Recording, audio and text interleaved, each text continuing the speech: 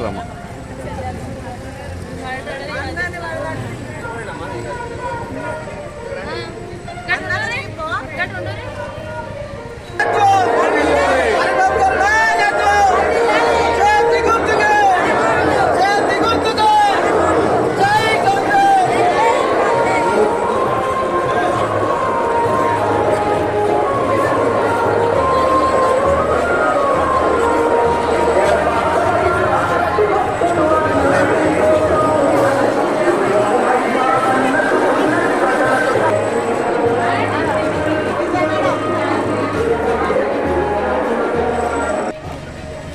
హుజరాబాద్ నియోజకవర్గ ఇన్ఛార్జ్ ప్రణవన్న గారి నాయకత్వంలో నేను హుజరాబాద్ 21వ వార్డు మున్సిపాలిటీ వార్డు కౌన్సిలర్గా కాంగ్రెస్ పార్టీ నుంచి పోటీ చేస్తున్నాను.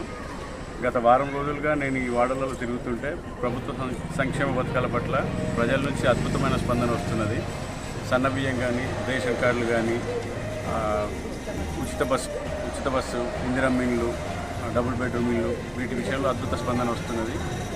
రెండో విడత ఇందిరమ్మ ఇళ్ళ కోసం, డబుల్ బెడ్రూమ్ల కోసం చాలామంది అడుగుతున్నారు. వాటిని నేను శాంక్షన్ చేసే విధంగా ప్రణవ్ గారితో మాట్లాడి శాంక్షన్ చేపిస్తానని చెప్తున్నాను. వాడలలో ప్రధానంగా ఉన్న సమస్య కోతుల బెడద ఉంది.